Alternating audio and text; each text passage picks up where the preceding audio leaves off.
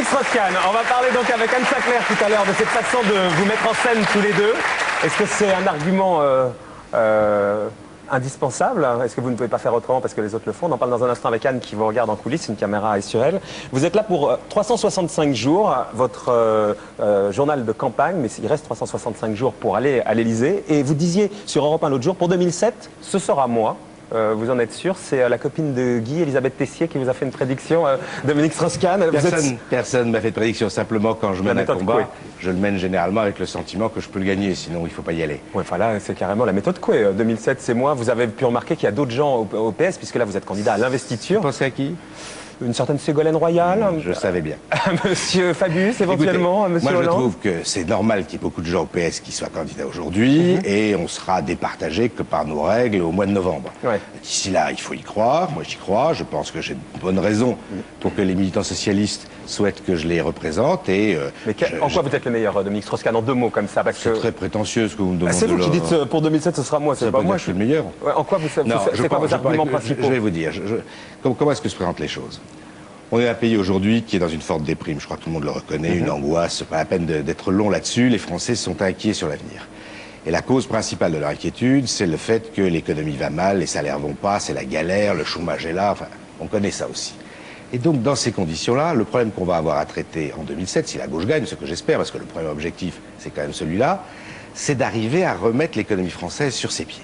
Et de faire qu'elle reparte de l'avant, que la France retrouve de la vitalité, qu'on soit capable de jouer les cartes. Le constat, tout le monde le fait, hein, Dominique Strauss-Kahn, à droite comme à gauche, vous n'êtes pas original là-dessus. Allons plus loin que le constat. Je pense donc que ceux qui ont l'expérience dans ce domaine-là, on n'a pas tous de l'expérience dans tous les domaines, ceux qui ont de l'expérience dans ce domaine-là sont plus adaptés à la fonction qu'il faut remplir. Donc, et je mets en avant... Je décrypte, j'ai été ministre de l'économie et des finances, Ségolène Royal, non. Je connais l'économie mieux que personne, elle, non. Et donc, c'est moi qui... Moi, je ne veux pas m'opposer comme ça...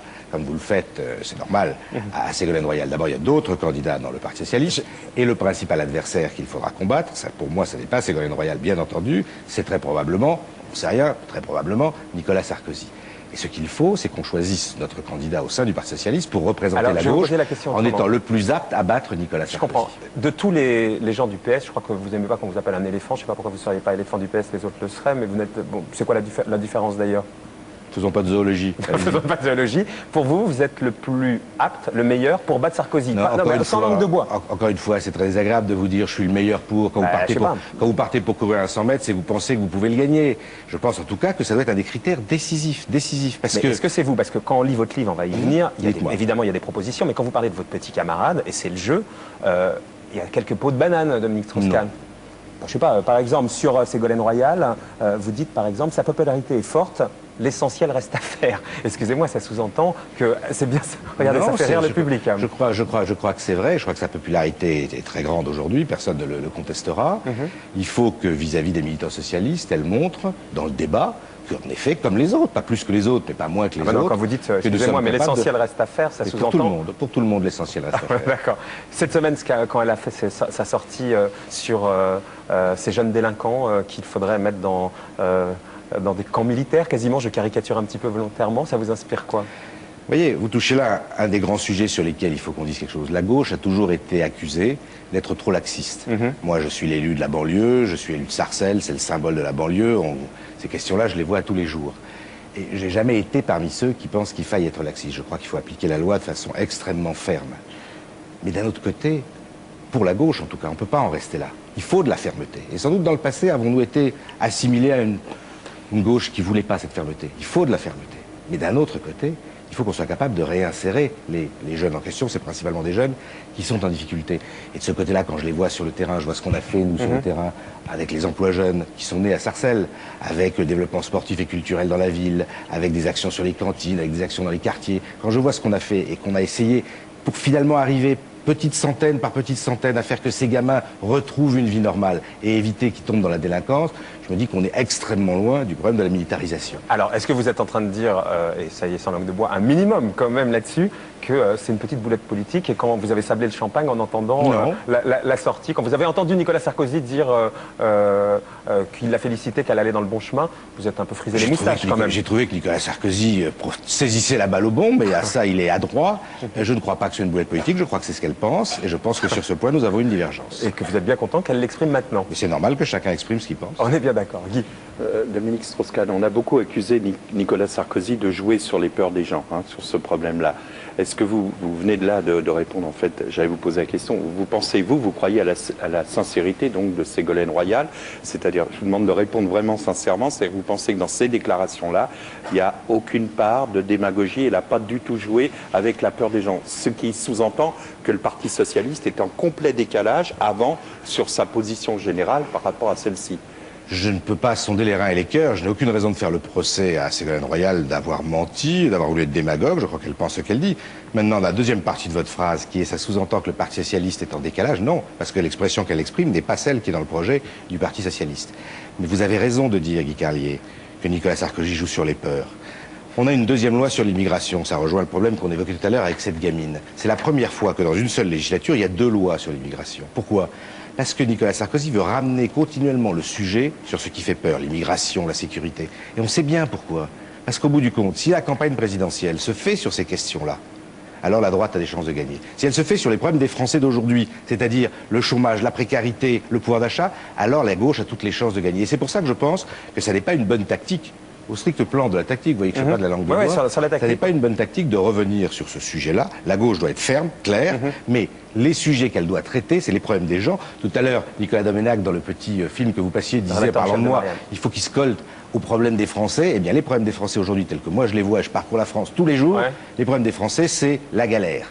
Et avant toute autre question sur la sécurité ou sur l'immigration. Je ne dis pas qu'elles sont secondaires, elles sont importantes. Mais c'est d'abord la galère, la précarité, on l'a vu avec le CPE, on l'a vu avec la crise des banlieues, toutes les questions qui font qu'aujourd'hui les Français se sentent malheureux et surtout, dans une large mesure... Mais alors, les Français, justement, quand ils regardent le petit jeu politique, Dominique Strauss-Kahn, quand ils regardent le petit jeu politique... Les Français, surtout, n'ont plus d'espoir sur l'année qui vient. Ce qui me frappe beaucoup, c'est ça, c'est que c'est la première génération... La faute à qui ?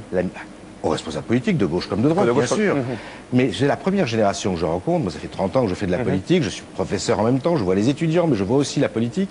Ça fait 30 ans que je vois les gens vivre. Et c'est la première génération qui a le sentiment que ses enfants vivra moins bien qu'elle-même. Jusqu'à maintenant, il y avait des inégalités. Et on disait, bon, c'est dur, mais on pensait que ses enfants allaient vivre mieux. J'ai bien compris, mais quand vous voyez... Mais vous comprenez vite, vous marquez non, moi, je suis un homme blanc, j'ai besoin de m'exprimer. Je sens bien que vous voulez bien répéter le fait que vous occupez bien des problèmes des Français. J'essaye. Mais le problème des Français, quand ils voient justement à gauche comme à droite, et là à gauche, puisque c'est la course à l'investiture, grosso modo, je disais tout à l'heure les éléphants, supposons en tout cas les hommes politiques et les femmes politiques jouaient des coudes entre eux. Vous ne croyez pas que c'est très loin de leurs préoccupations et ils se disent, bon, ils se battent à gauche comme ils se battent à droite et ils ne s'occupent pas de nous. Alors là, on comprend bien, vous venez de nous raconter le discours inverse. Mais dans la réalité, c'est la bataille à l'investiture quand même. Ce que vous voulez dire, c'est que c'est choquant pour les Français de voir derrière sa politique, chacun dans son camp, la gauche comme la droite, parlons de la gauche, avoir l'air de se tirer dans les pattes alors que les problèmes qu'il faut résoudre... C'est exactement ce que je vous dis. Vous comprenez aussi très vite.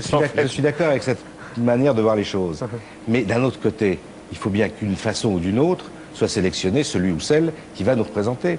Et le fait qu'on se tire dans les pattes, comme vous dites, c'est une manière négative de présenter les choses. Mais moi, réaliste aussi. Non, écoutez, moi, j'aimerais pas être dans un parti dans lequel on vous dirait, circuler, je vois qu'une tête, c'est un tel et où c'est un tel. On vient de recruter 60 000, je crois, nouveaux adhérents au Parti Socialiste. Un formidable accroissement de nos militants. Sur quelle base ? Sur le fait de leur dire, venez discuter du projet, venez participer au choix du candidat. On va quand même pas leur dire circuler, il n'y a rien à voir. Et donc le fait que ce débat ait lieu, je comprends bien comment vous dites qu'il peut choquer, mais je pense que la démocratie c'est ça aussi. Oui, la démocratie c'est aussi le débat. Ça dépend avec quelle méthode. Si Lionel Jospin revient, vous dites quoi? Si Lionel... Les petites phrases, il y a un certain nombre de livres qui sortent et sur ce qu'on appelait l'omerta. Vous jouez pas à ça, mais vous savez bien, puisque vous êtes mieux placé que moi, il y a le discours à la télé, puis il y a le discours en coulisses. Et le discours en coulisses, ça balance quoi. Ça balance quand on est en face de quelqu'un avec qui on n'est pas d'accord, on lui dit, vous aussi vous lui dites, c'est normal. Évidemment. Des petites phrases. Si Lionel Jospin revient dans la course, vous dites quoi? Je ne pense pas qu'il le fasse. À aucun moment, pour le moment, il a... J'ai entendu Jean-Marc Thibault, son beau-frère, dire exactement l'inverse sur RTL la semaine dernière. Ça, c'est pas Jean-Marc Thibault. T'as des sources, mais alors, écoutez, il est bien placé quand même. Si c'est plus bête candidat, ou alors Guy Carlier, vous m'avez tout caché, vous m'avez pas tout dit. Bézu, t'as rien dit non plus. Moi, jusqu'à maintenant. En tout cas, s'il revient, vous vous effacez. Moi, j'ai dit que je serais candidat devant les militants socialistes, je serais candidat. Même si Lionel Jospin revient. Bien sûr. Mais néanmoins, je ne crois pas que ce soit une hypothèse qui, aujourd'hui, ait une crédibilité avant que lui-même ne s'exprime. J'ai lu dans l'Express la semaine dernière que vous l'auriez vu il y a quelques semaines et qu'il aurait été un peu déçu. Il pensait que vous vous apprêtiez à vous retirer de l'investiture socialiste et que vous appelleriez à son retour. C'est vrai ça? Vous avez tort de croire ce qui est écrit dans les Non, journaux. je ne crois pas, de je vous, façon générale. je vous pose des questions. C'est vrai que je l'ai vu il y a quelques semaines, il n'y a pas de raison de le cacher, et ce que nous nous sommes dit ne regarde que nous. Lionel Jospin, puisque vous l'avez vu, il va voter pour qui en novembre, c'est pas lui, vous savez? Et je vous le dis, la seule chose dont je suis sûr, c'est qu'il le dira. Et il le dira clairement. Mais vous croyez qu'il va voter pour vous? L'espoir, je vous ai toujours dit l'espoir. Vous allez voter pour vous. Moi, je pense que je vais voter pour moi, vous avez raison. Il n'y a pas de doute. Et après, on va être sur des questions plus de fond. Et là, parce que là, bon, il faut bien que vous puissiez arriver à l'investiture. Mais pourquoi pas un duo? Pourquoi vous ne faites pas duo avec Ségolène si vous êtes les deux meilleurs après tout? Pourquoi elle ne serait pas la candidate et vous seriez éventuellement le Premier ministre? Il ne vous a pas échappé que l'élection présidentielle, c'était un seul candidat. Oui, mais vous pourriez très bien vous présenter en couple. Hein. Non, et vous le faites déjà avec Anne Sinclair. Vu visiblement la critique que vous faites sur les couples et sur laquelle on va revenir après, c'est pas le moment. Non, mais à l'américaine, d'une certaine manière. J'ai déjà un couple, je ne tiens pas d'en avoir un autre. Pourquoi pas? Vous ne voulez pas cohabiter avec Ségolène Royal? Non, mais écoutez, honnêtement, c'est amusant. C'est pas le sujet. Le sujet, c'est de choisir. Vous pourriez dire que c'est tellement grave. des idées de Hollande, donc un couple avec Hollande. Le sujet, c'est de choisir pour nous le meilleur candidat pour résoudre. Non, mais excusez-moi, je vais au bout de ce truc. Je vais au bout de ça, si vous voulez bien, dans mon raisonnement peut-être un peu bancal. Mais vous pourriez dire exactement ce que vous avez décrit. Le pays va mal, le pays n'a plus aucun espoir, le pays, enfin tout ce que vous nous avez dit, les gens en ont ras-le-bol de la galère, etc. Et pour ça, on va arrêter de se diviser et prendre une position forte. On se présente ensemble.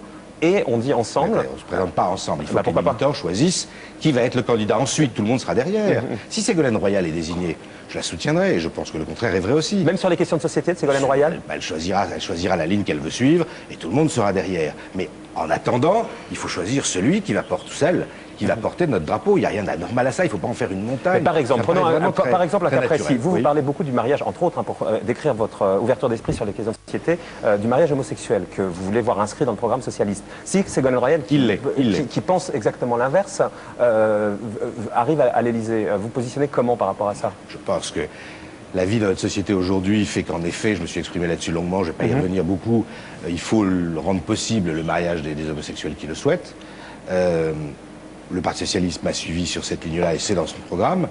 Vous dites Ségolène Royal n'est pas d'accord avec ça, on verra comment elle s'exprime. Imaginons que vous ayez raison et qu'elle soit contre. Elle s'est déjà exprimée là-dessus. C'est son problème. Mais par exemple, si c'est Laurent Fabius, lui qui a dit non à l'Europe, comment vous faites? Si c'est Laurent Fabius qui est candidat, je pense que tous les socialistes seront derrière de la même manière, mais ce sera difficile parce que la position qu'il a prise sur l'Europe rend la complémentarité pas simple. Mais d'un autre côté, cette question européenne, elle est devant nous, pas derrière. C'est ce qui s'est passé avec le traité. Vous êtes trop fort, les hommes politiques, pour retomber quand même sur vos pattes. Ce qui s'est passé avec le traité européen, c'est qu'on a été en désaccord fort. Moi, j'étais pour, je pensais que ça permettait d'avancer. Mais c'est compatible quand même. Laurent Fabius pensait que non, oui, je vais vous dire pourquoi. Laurent Fabius était contre, il pensait que ce traité ne permettait pas d'avancer. Les Français ont tranché, ils ont dit le traité ne permet pas d'avancer. Le traité est mort, on se retrouve ensemble devant la même question. Excusez-moi, mais dans votre livre, vous ne dites pas qu'il était contre pour des raisons de fond, il était contre, vous disiez, pour des raisons d'opportunisme quasiment. Vous dites, par contre, il a ruiné ce qui définissait une conviction, il est un candidat possible, il est devenu improbable. Oui, parce que là, vous dites exactement l'inverse à la télé, Dominique Strauss-Kahn. Non, absolument pas. Bien sûr. Je dis que ce qui a séparé le oui et le non, c'est l'intérêt qu'on portait à ce traité. Est-ce qu'il était utile ou pas? Les Français ont choisi la France. Mais ce que vous dites, c'est que Laurent Fabius a choisi par opportunisme. Je pense que Laurent Fabius a changé d'opinion, puisqu'avant il était beaucoup plus favorable à ce genre de traité qu'il ne l'était après. Je me suis interrogé sur les raisons pour lesquelles il a fait ça. Et en effet, je dis dans ce livre que je pense que le sentiment qu'il a eu que les Français allaient voter non n'est pas pour rien dans cette affaire. Voilà. Bon, mais attendez, ça ne change rien à l'avenir. Non, mais vous ne me poserez pas là-dessus. Est-ce que vous dites la même chose que Valéry Giscard d'Estaing? Laurent Fabius a trompé cyniquement les Français là-dessus. Laissez-moi finir. Répondez-moi là-dessus. Je vais vous répondre, laissez-moi finir. Non, mais dites-moi juste ça que je vous laisse finir. Non, je vous laisse finir d'abord et je vous dis juste Moi ça. d'abord, monsieur Strauss-Kahn. Le fait, encore une fois, que je considère ou pas que Laurent Fabius était sincère ne change rien sur le problème qui maintenant est devant nous, qui est comment faire démarrer l'Europe. Le traité est mort. Ça, j'ai bien compris. Là-dessus, est-ce que vous dites la même chose? Laurent Laurent Fabius a trompé cyniquement les Français. Il disait ça sur Europe 1. Non, mais ça, Valéry Giscard d'Estaing a toujours été extrêmement méchant. Oui, mais est-ce que vous le rejoignez dans cette méchanceté? Non, je ne suis pas un individu méchant et je ne suis pas giscardien. Ça fait deux raisons. Ça fait deux raisons. Guy? Juste une chose, vous parlez du programme socialiste. Est-ce qu'il existe déjà?